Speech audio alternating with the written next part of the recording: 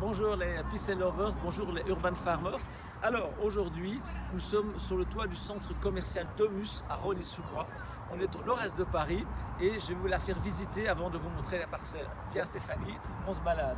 Alors ici vous voyez, en fait c'est la particularité de cette ferme, c'est qu'il y a un espace qui se trouve devant la ferme, qu'on peut voir là, qui sert en fait aux clients du centre commercial, aux employés, d'espace de repos. Et donc il y a des bancs, un espace où on peut manger son petit sandwich, etc. Donc c'est assez sympa. C'était un parking de voitures avant et c'est maintenant devenu un oasis de biodiversité et de verdure. Voilà, ça c'est pour l'avant de la ferme. Et puis on va en fait rentrer dans la ferme maintenant. Allons-y.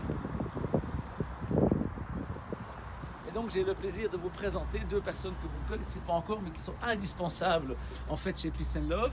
Tout d'abord Meyssa qui vient de nous rejoindre, qui est le City Farmer de Paris. Bonjour Meyssa. Bonjour. Voilà. Alors Meyssa en fait est responsable du côté agronomique de vos fermes. C'est lui qui va entretenir, c'est lui qui va planter, c'est lui qui va irriguer, c'est lui qui va veiller sur vos plantes. Donc il est très important pour nous. Et puis je vous présente John.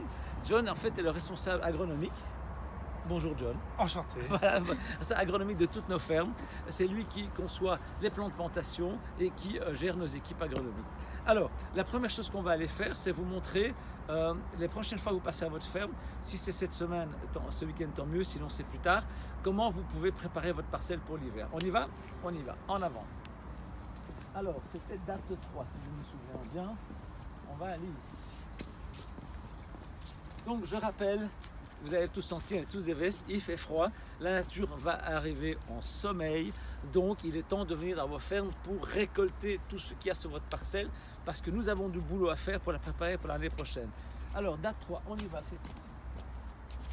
Alors, avant d'arriver sur la parcelle, on va peut-être parler de ce qui va se passer ce week-end. Si tu vas me donner le téléphone, merci.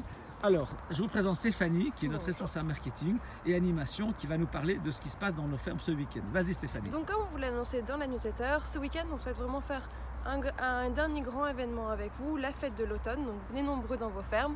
On a prévu plein d'animations sympas.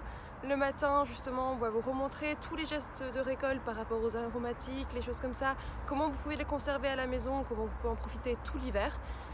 En début d'après-midi, on fera un atelier sirop de mélisse justement pour, pareil, montrer comment on peut utiliser toutes vos récoltes. Et ensuite, du coup, comme c'est juste après Halloween, on s'est dit on va faire des pumpkin carving. Et donc venez nombreux, enfants, adultes, faire votre petite citrouille d'Halloween et profiter d'un goûter après qui sera même ouvert à ceux qui ne sont pas venus faire leur citrouille. Et aussi, on a fait un partenariat avec un producteur local pour avoir des potimarrons à vous mettre à disposition pour que vous puissiez vous régaler chez vous aussi. Donc toutes les personnes qui viendront à la ferme ce jour-là pourront repartir avec leurs propres potimarrons. Ah, c'est top ça. Est-ce qu'il faut s'inscrire quelque part? Alors idéalement, pour nous aider à prévoir les quantités, faites un petit tour sur votre espace membre Peace and Love et cliquez sur le bouton m'inscrire aux ateliers, comme ça on pourra tout prévoir aux bonnes quantités. Super, je te rends le téléphone et on va écouter John alors. John, on est en automne, bientôt l'hiver. Tu vas intervenir avec tes équipes, Meyssa et Tim à Bruxelles pour les préparer pour l'année prochaine. Qu'est-ce que peuvent faire nos clients maintenant?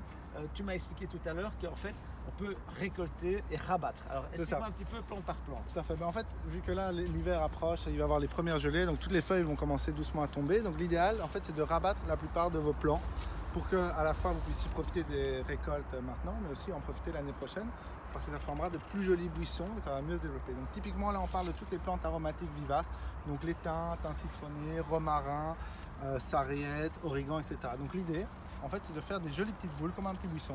Vous rabattez comme ceci, hop, et vous venez couper ici. Un peu pareil sur toutes vos petites plantes. Ça va leur donner un bon petit aspect de boule qui leur permettra de se développer l'année prochaine.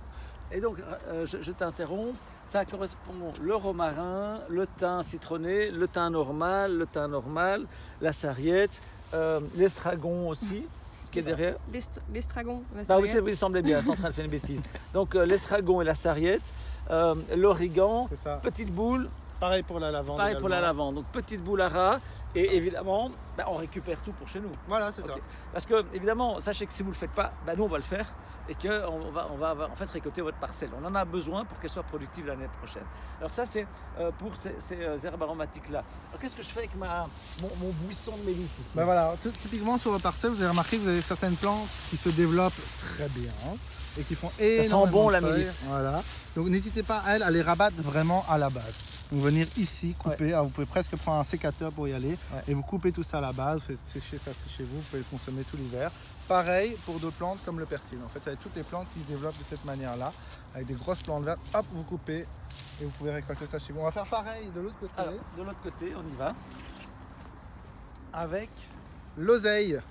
L'oseille, donc qui est aussi une de nos amies du potager, qui a tendance aussi à se développer assez fort. Donc n'hésitez pas, pareil, faire une petite boule et venir rabattre vraiment à la base. Elle continuera à se développer facilement. Alors, on voit aussi qu'il y a encore des piments. Qu'est-ce qu'on fait avec les piments? On les récolte. Ouais, alors en fait là on va un peu doucement quitter la période de tout ce qui est fructification chez nos plantes, donc c'est-à-dire nos piments, nos poivrons et nos tomates. Ben, vous voyez, les tomates elles commencent un petit peu à pourrir sur pied, c'est normal, les premières gelées vont arriver, il fait de plus en plus froid. Ça va doucement être la même chose pour les piments et les poivrons, donc je vous invite à récolter au plus tôt tous ces fruits-là. Simplement vous les récoltez fruit par fruit. Donc pour les piments aussi, les tomates, les poivrons, etc. Et qu'est-ce qui va se passer alors avec mon plant de poivron, mon plant de tomate et mon plant de piment? Qu'est-ce qui se passe avec ce plant? En fait, ils vont mourir. Ils vont mourir. Voilà. Ok. Ils ne sont pas faits pour notre climat, donc normalement en novembre, ils commencent doucement à dépérir. On le voit avec les tomates, ça va être la même chose pour les poivrons et piments. Et donc nous, on va simplement les arracher et planter autre chose à la place. C'est ça, donc il faut absolument récolter parce qu'on va les enlever. Exactement. On a besoin de la Ouais, place. tout à fait. Et John, on fait quoi du coup des tomates vertes? Et ben pour les tomates vertes, on peut les récolter telles quelles. Alors il y en a certaines, elles sont déjà assez grosses, on peut encore les laisser mûrir chez nous. Si elles commencent doucement à avoir une petite teinte légèrement orangée, comme par exemple celle-ci, vous voyez. On pourrait imaginer qu'elle pourrait encore un petit peu mûrir chez vous. Sinon, il y a plein de recettes que je vous invite à voir, je pense, sur notre site ou dans la newsletter, qui vous donneront plein de conseils pour faire des chutneys, des ketchup et plein d'autres choses. Alors ce que tu m'as dit, c'est que la bête, on la laisse tranquille. Elle Oui, va c'est encore ça. pousser. Alors, effectivement, la bête, c'est une plante qui revient d'année en année. Donc, vous voyez, d'ailleurs, elle a un bon tronc. Au plus on la coupe, au plus elle va pousser. Mais là, vous voyez, les cartes sont encore toutes petites. Et pourtant, c'est une plante qui pousse un petit peu pendant l'hiver. Donc, si vous la laissez telle qu'elle, elle va se développer. Vous aurez des cartes un peu plus grosses dans quelques mois. Alors, ici la star de nos bacs en bas, la tétragone cornue. Qu'est-ce qu'on fait avec ça? Bah ça, alors, c'est comme l'oseille. Vous pouvez la rabattre également. On C'est coupe une à plante ras, qui- c'est Ouais, ça. voilà. Vous On pouvez coupe. venir la rabattre ici, comme ça. Bam, Zoup. on coupe à ras, et super. Ça va. Ben écoute, là, on a vu ce qu'on doit faire sur notre parcelle. Donc, venez, s'il vous plaît. Vous avez vu tout ce que vous pouvez récolter. Là, venez avec des sacs parce que vous allez avoir de quoi pouvoir cuisiner derrière. Conservez tous vos aromatiques dans de l'huile, au freezer. Lisez le bouquin. Pour ceux de parler d'eux, ils arrivent les bouquins, ils sont là ce week-end, donc venez chercher votre bouquin. Et alors, John, on va peut-être aller voir sur la parcelle témoin tout le boulot que tu es occupé à faire avec Maïssa pour l'année prochaine. Allez, on y va. En route.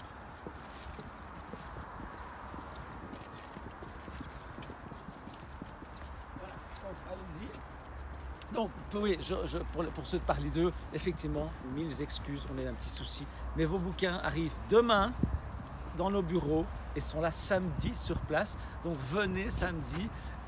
Sinon, si vous n'êtes pas samedi, On va, faire on va trouver la solution. On va trouver On une vous l'annonce solution. très vite. Venez le chercher samedi, il est super. Et surtout, il y a des trucs pour conserver les aromatiques cet hiver. Vous allez retrouver des touffes d'aromatiques. Donc, si vous venez samedi, prenez votre dimanche, vous allez cuisiner.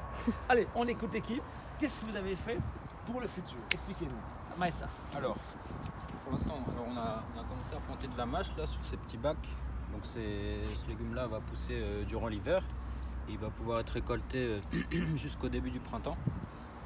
On a aussi planté de l'épinard, donc c'est un peu le même principe.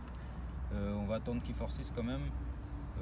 Les premières récoltes seront peut-être en janvier, février. On pourra le couper et ça va donner une repousse. Donc il y aura possibilité de recouper une deuxième fois. Ensuite il montera en graines, donc on pourra plus l'utiliser. Ensuite, tu as ceci. Donc ça c'est le pourpier d'hiver qui va continuer à donner de la feuille et puis qui va tranquillement mourir au cours d'hiver au moment où le froid sera un peu trop pour elle. Du coup, il sera prêt quand à récolter, mais ça? D'ici 2 mois. D'accord. Alors, on a également un chourave, ça c'est pour l'année prochaine. Le chourave, ce sera pour l'année prochaine. Ok. Oui.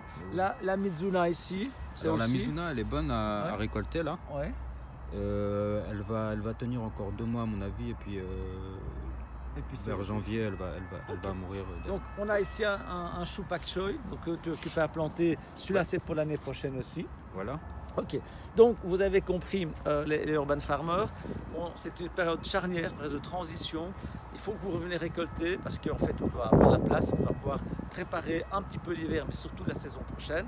Je rappelle un petit peu donc comment ça va se passer.